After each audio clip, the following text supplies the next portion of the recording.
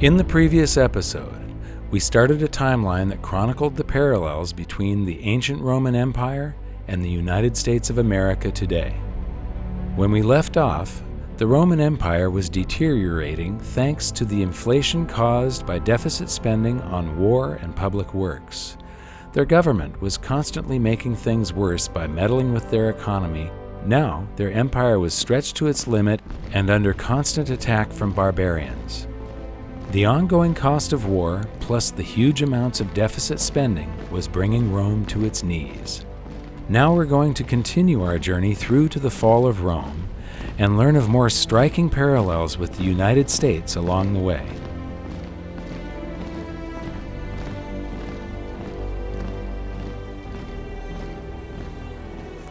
The Romans were the first culture to have social programs.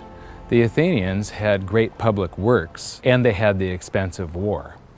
But in Rome, they had the expense of all their great public works. They had the expense of massive armies occupying foreign lands, and they had the expense of social programs. During the end of the Roman Empire, Rome's population was approximately 1 million people, and 200,000 of them, 20%, were receiving daily distributions of wheat. That's welfare. As their empire decayed, Roman leaders employed a tactic called bread and circus to keep the public distracted and placated. The bread refers to the free grain, also known as the dole, and circus translates to the games that would be held here in the Colosseum with free food, wine, and rather violent entertainment. I find it absolutely fascinating to try to imagine what was happening here nearly 2,000 years ago.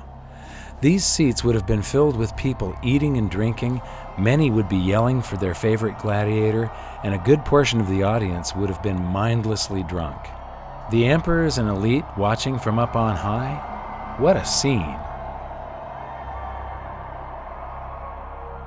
So the Colosseum is a great example of both the huge expense of Roman public works and the endless deficit spending they carried out to pay for supposedly free stuff.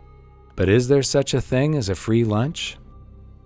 Breads and circuses give away oil, give away grains, and give away wine, and people would love you. They conquered Egypt. By golly, that was a lot of grain you could give away. But what it did was destroy the economy.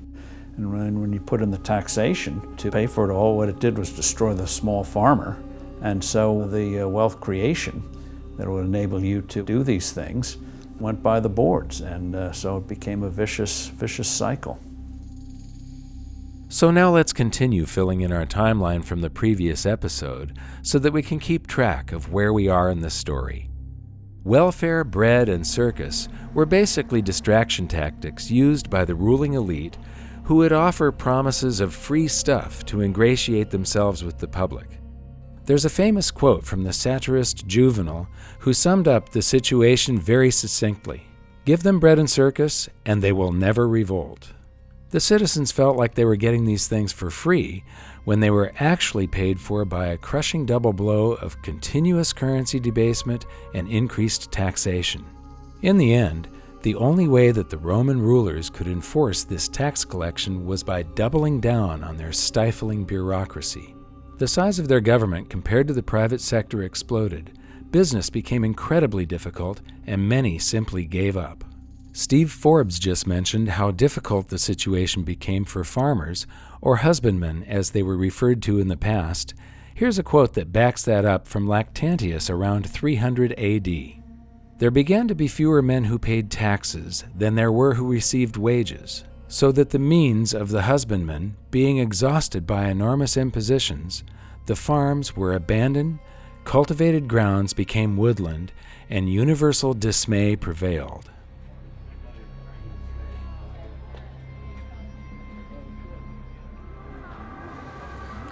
All of these tourists go through the Colosseum here, all amazed at the ruins of a great civilization, and I have to ask myself, are they asking themselves, what happened to these people? Why did this thing fall into ruin? Everybody goes and they buy these trinkets at the gift shops and postcards and books, and they have their pictures taken here and there. I don't think any of them are thinking about the fact that most countries on the planet are doing exactly the same thing today. Most of what Americans know, I fear, is what movie stars are doing, what sports stars are doing, and what occurred on the last installment of Jerry Springer or some other reality show.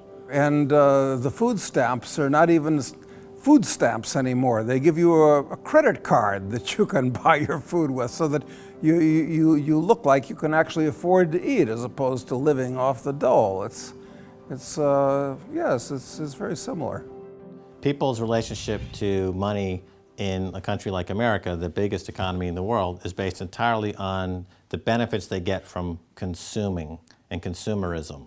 And right now, you have an era of popularization of drugs that are being used, like Prozac and other drugs, that people are taking massive quantities of while they're consuming popular culture for instant gratification.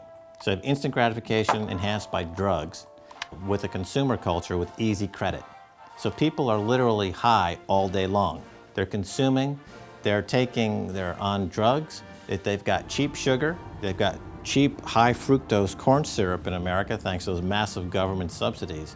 So they're basically spinning their tits 24/7, 365.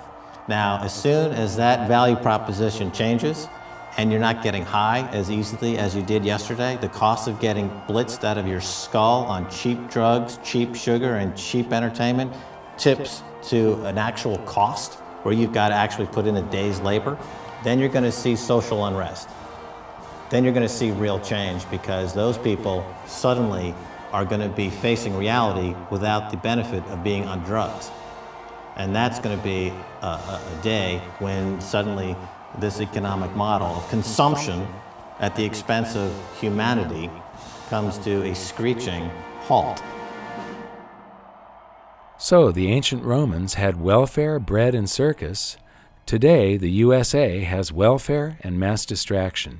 We've had the Colosseum-like venues for our games and theater for a long time, and now we also have people filling these Colosseums to watch digital gladiators battle each other in virtual esports events. These sporting and electronic spectacles, along with mindless entertainment like talk shows, are piped directly into our homes on TV, or now even to the cell phones in our pockets.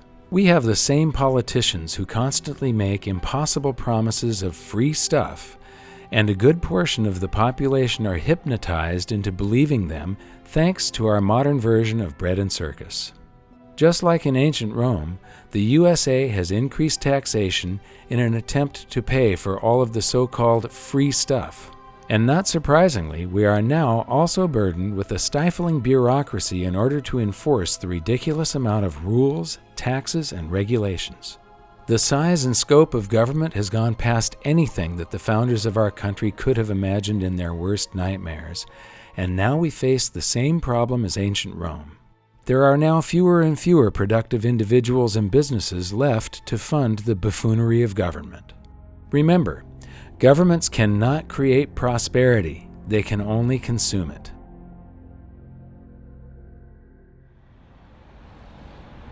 Now we're going to take a side trip so that I can show you some of the real-world effects of all this excess bureaucracy. We're going to meet a new friend who belongs to the group of people who suffer the most under burdensome laws and taxation: small business owners and entrepreneurs. These individuals are the lifeblood of an economy, and when a government stands in their way, it stands in the way of progress, choice, and a higher standard of living for us all. We've been in many, many restaurants all over the world, and we came back to Rome on the way to Venice solely so that we could stop and eat at Fiora di Zucca, our favorite restaurant in the world. And we've got the owner here, Roberto. We believe that government is very poor at doing things, and that if government was running your restaurant, it would not be exceptional. We agree. He agrees, and I do too. One of the things that we feel is sort of difficult and dangerous these days is that people are very upset with the economy and they want the government to do something about it. And I believe that the best thing that government could do is to make it easier for small businessmen like you to do your job. This is what makes the economy good. E le personalità come Assolutamente le vero. vostre. Infatti il governo, Absolutely lo Stato true. The government and the state non aiuta assolutamente. is really not Il nostro helping the non small viene business assolutamente in aiutata. any way. Dire, se io avessi un aiuto politico, se If avessi un I aiuto had dello had Stato, government io help, avrei la voglia di aprirne uno, due, it could 10. probably open more of them. You don't need government money, though. What you need is just for government to get out of the way and make it easier to go into business. Not so many rules, not so many taxes, right? Dice sì, a questo punto non è neanche più un discorso di capitale, è un discorso di amministrazione e di tasse. Exactly. Yeah. In ancient Rome, the government was telling you how much you could pay your workers, and no more, no less. The government was telling you how much you could charge for that buffalo mozzarella and that flatbread. If the government told you everything you could do, would you want to stay in business even? Assolutamente no. Yeah. Absolutely not. Diventa un McDonald's totale. It just becomes a big McDonald's for everybody. Yes. This is the problem. Right. This is the problem. Questo è- We live in a state we call the People's Republic of California because the government has made so many rules, it is becoming very difficult for a small businessman. Sta mettendo proprio i bastoni nelle ruote della piccola azienda. Ma anche qua in Italia. Here Anche qua in Italia. it's the same problem. Ci stanno portando via dall'Italia per quello che mi riguarda. Cioè, se It's io like avessi they are il trying to do coraggio everything to take us coraggio away from this country. di andare in un altro If you had the courage to go somewhere else, you probably would do it. Ma It's a struggle to stay here. I have all the same problems on the other side of the world. All I want is for government to get out of the way and let me do my job. Aiuto dal governo. Vorrei solo che si togliessero dai piedi. sono perfettamente I d'accordo. feel like I have found a brother. Absolutely agree. My brother. Roberto is still in Rome, and I love nothing more than supporting his exceptional restaurant whenever I'm in the area. But since filming this segment, the burdens placed on my business in California became so totally unbearable that I had no option but to move operations out of state. It pains me deeply to watch history repeat like this, as this affects people's lives, including some of the best employees and friends I ever had. Mille grazie. Mille grazie. Grazie a te. The role of government, among other things, is creating an environment where people can go out and do creative things. Our founders understood we are born with certain energies. The question is, are those energies going to be directed in a positive way or a destructive way? You know, there are two ways you can get ahead. One is to steal it from your neighbor, and the other is to go out and provide a product or service that somebody else wants, create something that hadn't existed before out of your mind. You take the risk and you do it, and we all benefit from it. And that's why it's so important to have that proper environment. And what makes up that environment? Well, you don't have to be a PhD. In fact, it'll probably get in your way. One is the rule of law, where you know what the rules are. Sound money, sensible taxation. Taxes are a price and a burden. And if you lower that burden, people are able to focus and do more real things, making it easy to set up a legitimate business. Just basic rules, and people will do amazing things. Amazing amount of creativity can be released. But beware of government saying we're here to help you. Usually they end up harming us all. Government benefits, but not the rest of us. One of the things I've noticed is we keep on putting people in charge that not only don't know anything about monetary history, but they don't know the fundamental economics that a normal businessman would know. Any businessman owner, or just somebody that is able to control their own finances at home. What they hire are people that, they're quants that have theories in their head. They've got some book knowledge, but they've never actually hired a person. They've never made the books balance or had to go out and make sure that there's more profit coming in this month than expenses so that they don't go out of business. That's exactly right. It's exactly right. It's this fascination, this love affair that the world has with academic economists in the last 20 years. You know, I think you'll find, like everything else, it goes full circle. And at some point in the next 20 years, we'll have central banks staffed exclusively by successful business people who've been brought in to fix the mess that you know, bureaucrats and academics have fostered upon us. Actually, I think an even better future would be a world without central banks, where the free market is left alone to decide what money is. You may say I'm a dreamer, but I'm not the only one. Anyway, back to the story. Let's look at the last 2 entries on our timeline for both ancient Rome and the USA and see if we can use them to predict what comes next. If you have more currency flowing into the government in the form of taxes, and then multiply that by more bureaucrats, what does that equal? If you guessed the corruption of the political process, you'd be spot on. In ancient Rome, one of the fastest ways to accumulate personal wealth was to hold office and bestow favors on individuals or businesses in return for gifts. In other words, bribery. In the modern USA, I hate to say it, but not a lot has changed. Cronyism is now the norm in Washington.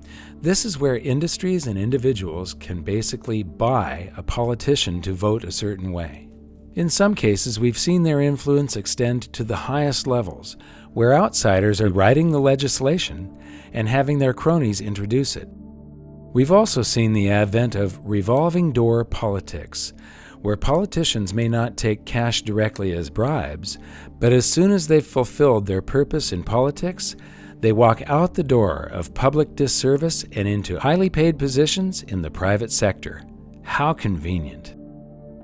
So, when we take a look at our timeline, the parallels are really starting to stack up. Our political and monetary experiments never seem to end, and I know I'm not the only one who feels like we are accelerating towards something really big.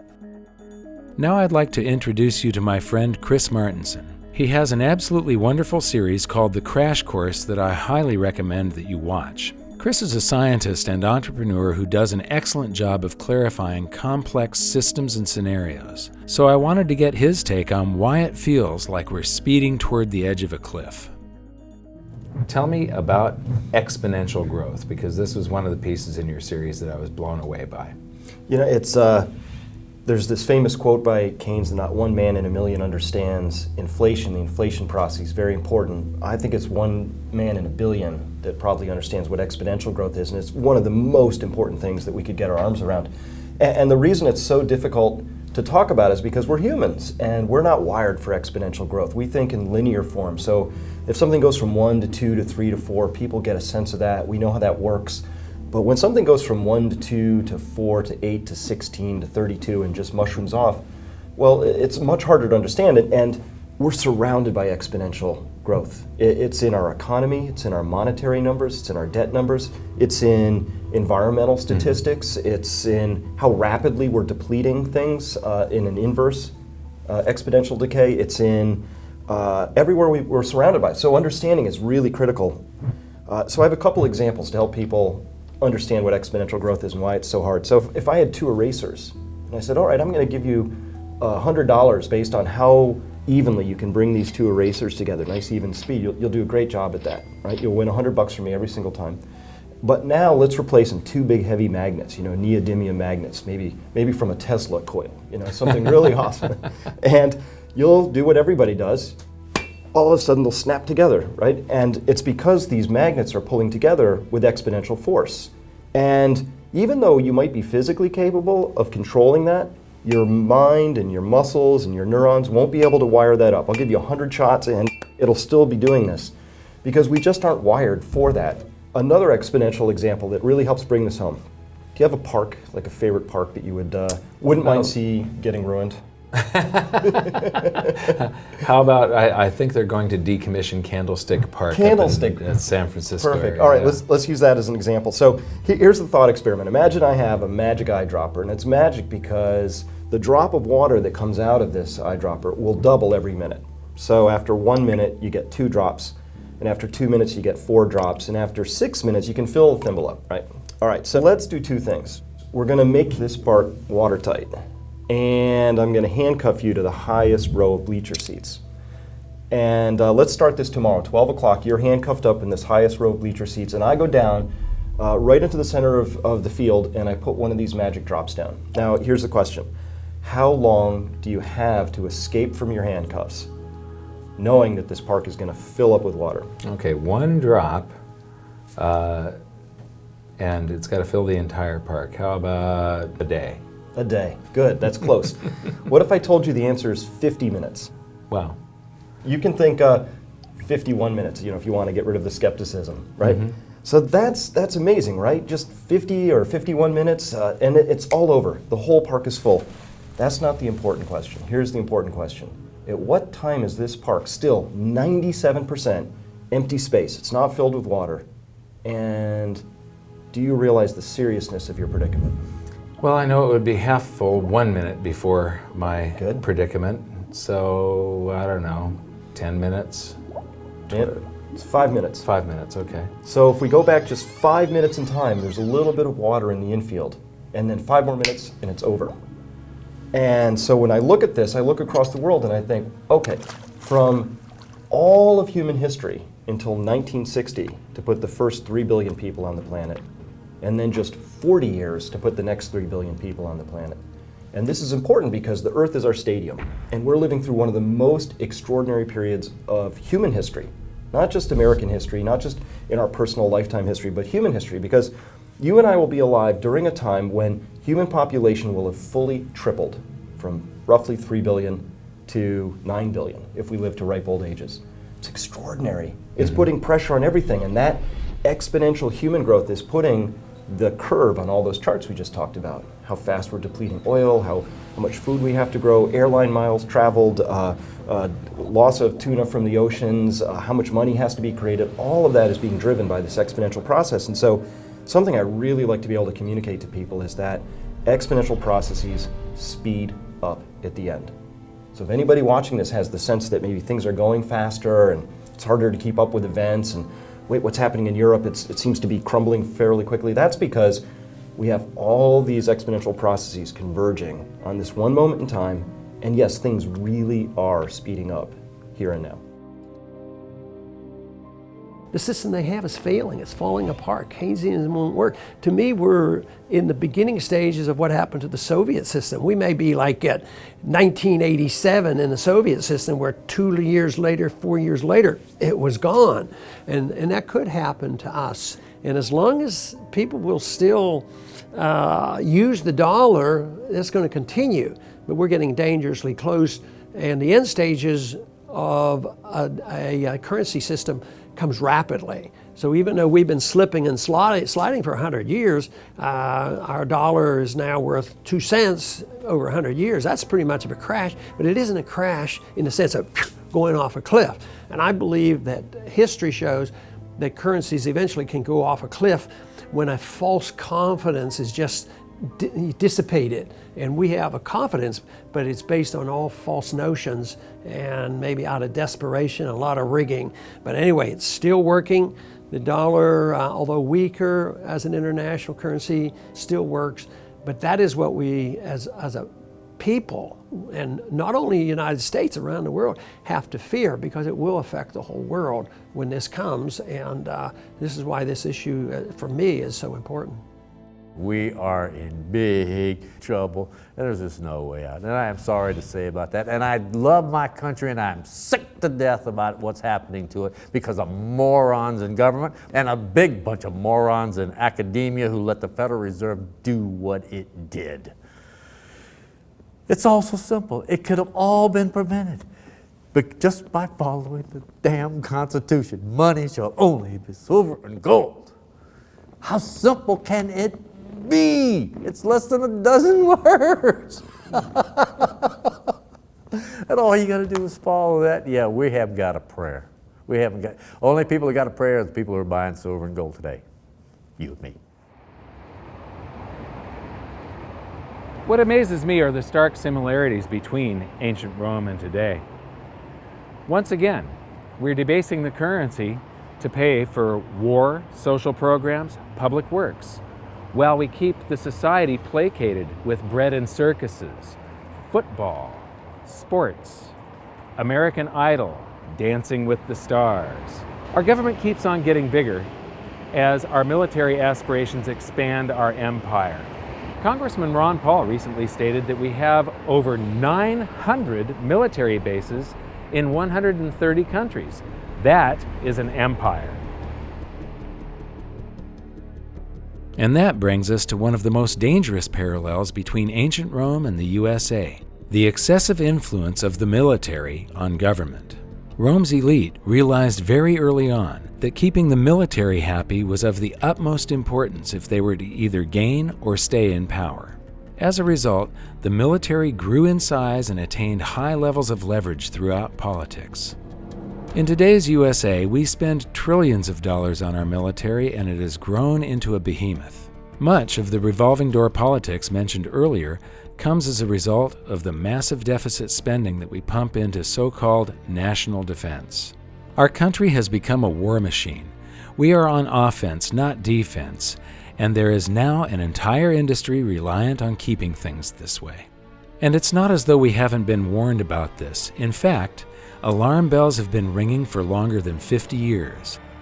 I'd like to show you part of a very important speech from the year 1961. President Eisenhower had just served 2 full terms in office, and he was just about to hand over the presidency to John F. Kennedy.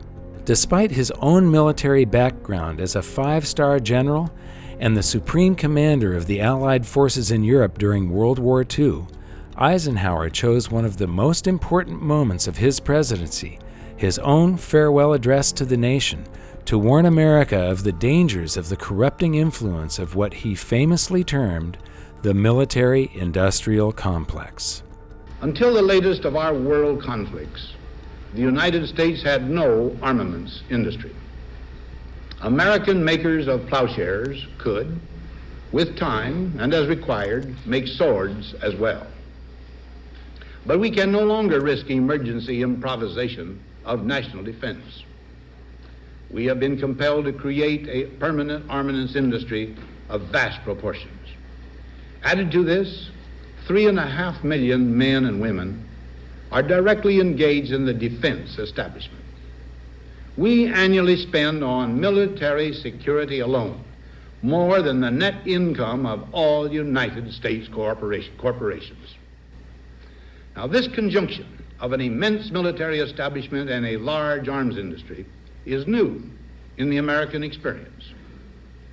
The total influence, economic, political, even spiritual, is felt in every city, every state house, every office of the federal government. We recognize the imperative need for this development, yet we must not fail to comprehend its grave implications. In the councils of government, we must guard against the acquisition of unwarranted influence, whether sought or unsought, by the military-industrial complex. The potential for the disastrous rise of misplaced power exists. I am an American, Mike, and there's a lot of criticism of our country and where it's been and where it's going, and I'm part of that group. I use a phrase picked up from Chalmers Johnson called sorrows of empire. And what he points out is that when you have what I call forever wars, and that seems to be what's happening since 9/11, wars in Afghanistan and Iraq and Libya, add in Yemen still today, on top of disruptions everywhere. These wars are expensive. We've never had the stand down of our armies. And at the same time, the extended powers of the government have taken away a lot of our personal freedoms. So publicly in the NSA revelations from Snowden, but we as people were built on a country with mild government. Restrictions on what the government can do were the constitutional sources. So you combine wars, personal freedom loss, and a control of us through the deceptions, and you've got a system that feeds on itself and we can't afford. $1.2 trillion if you add the spooks, the hidden parts, the veterans, the energy department's nuclear operations for weapons all together, and a bit of interest on the debt. It's almost half our budget that we spend on this military. And that's not a good direction. I hope we could go to more peace and avoid the sorrows of empire that are too expensive. And when you spend $1.2 trillion on your military, the effects are destructive on your economy. In other words, the supposed spending for strengthening our country on military is destroying our economy. When we were in Rome, it was to see how a great society, a great empire, can completely collapse and fade into history because of deficit spending and currency debasement, because of all the things that the U.S. is doing today, because they were trying to fund these armies that are occupying foreign lands just like the U.S. is doing today, because they were trying to have bread and circuses, what we call guns and butter, while they were funding all of this war. And all the deficit spending and currency debasement to pay for it is one of the key factors in what brought Rome down. And this great civilization faded into history, and not only that, but they lost for a long time. The technologies were lost, all the knowledge and insight that they had, the standard of living. I mean, we were plunged into the Dark Ages. But there's another side of this story that is rarely heard or explained. To me, what you're about to learn is something that absolutely cements the importance of sound money and how it is foundational to a prosperous society. As Rome was struggling in the late 4th century, Emperor Flavius Theodosius divided the Roman Empire into two parts, each to be ruled by one of his own sons. The Western Roman Empire kept Rome as its capital. Economically, it was soon crippled beyond salvation by the repetition of the misguided monetary practices you've learned about in these episodes, and it's generally considered by historians to have fallen around the year 476 AD. While the Western Empire crumbled, the Eastern Empire flourished for a further 1,000 years. Its capital was Constantinople, known today as Istanbul. The Eastern Empire changed their official language to Greek, and even though their own people at the time referred to themselves as being part of the Roman Empire, today we know them by a different name, the Byzantine Empire. So why did the Western Roman Empire fall while the East flourished? I believe a major part of the answer is contained in two simple words: sound money. The Byzantine Empire based their monetary system on a coin originally minted on a small scale by our friend Emperor Diocletian. It was called the solitus. It weighed just 4.5 grams, or 1/7 of an ounce, and was made of pure gold. The Byzantine rulers had learned from their own history, and they made a conscious choice to avoid the continual pattern of debasement that Rome had suffered from, with amazing results. They defended the purity of the solitus for a further 600 years, until 1034, when, you guessed it, the same old story started to play out. The debasement of the solitus was gradual at first, but it soon accelerated, and the coin was eliminated less than 60 years later in 1092. A new gold coin, the hippopyron, was issued in place of the solitus, and its purity was maintained at 85% gold until the early 1200s, until it too was debased. By the 1350s, it had no gold content at all and served merely as a unit of account. Is it a coincidence that this time period matches that of the decline of the Byzantine Empire? It's impossible to say for sure, but I'd like to say once again that I believe that the quality of a society is directly proportional to the quality of its money. There are many factors that all contributed to the fall of Rome, but in these episodes, I wanted to draw your attention primarily to the economics. Because when you study monetary history, two things become crystal clear. The first is that bureaucratic, managed economies always lead to disaster, and the second is that monetary debasement brings the fall of empires. So could this same pattern of currency debasement that we have seen time and time again throughout history happen to the United States? Take a look around. It's happening right now. But the big difference this time is that it's like all those other times in history, times 1,000,000. This time it's global. But what concerns me most isn't the loss of our financial wealth, it's the loss of our freedom. All of this meddling in the free markets that they have done and the price that we are going to pay because of that meddling is going to cause a loss in confidence in the free market system and capitalism. We don't have free markets, and we haven't had since 1913. You cannot have free markets if you don't have free market money. The currency is 50% of every transaction there is in society, and if you have a small group of men at the central bank having a meeting each month, in the United States it's called the Open Market Committee, the FOMC, deciding how much currency there's going to be in the system and what the cost of that currency is, the interest rates, that's a manipulated market by definition. You've got a few people deciding what it's going to be.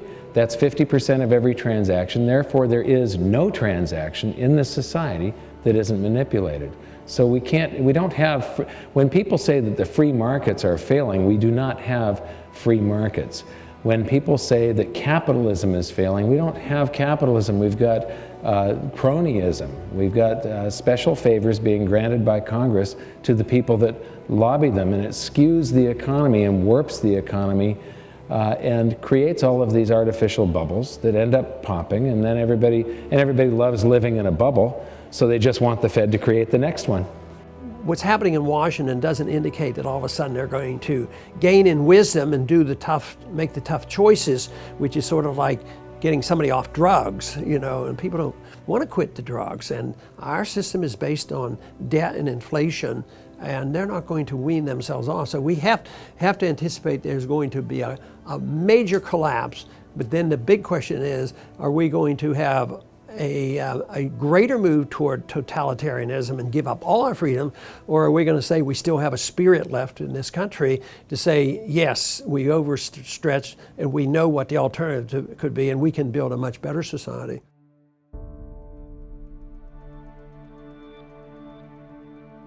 Milton Friedman, the great economist, once said, "When government, in pursuit of good intentions, tries to rearrange the economy, legislate morality, or help special interests, the cost comes at inefficiency, lack of innovation, and loss of freedom. Government should be a referee, not an active player. In the United States, government has gone way too far." It is proven, beyond a shadow of a doubt, time after time throughout history, that managed economies do not work. Free markets have always won, and they have always provided a higher standard of living. When people cry out for the government to do something about it, they're asking for the government to manage the economy. They are asking for the government to lower their standard of living. Ultimately, what you get is the USSR or Mao's China. That is what a managed economy brings you.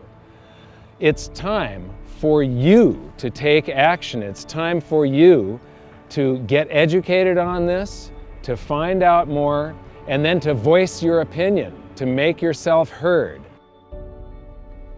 If we want changes in the economy and changes in our monetary system, change in our foreign policy, the people have to speak out and decide that they want to change, and they have to make it very clear to the politicians that that's what they expect. And matter of fact, that's one area where I tend to be more optimistic, because I think the people are learning with the work that you've done and others. They're learning something about monetary policy. But the most important thing is that people understand the nature of freedom and the role of government, and money being a major part of all that.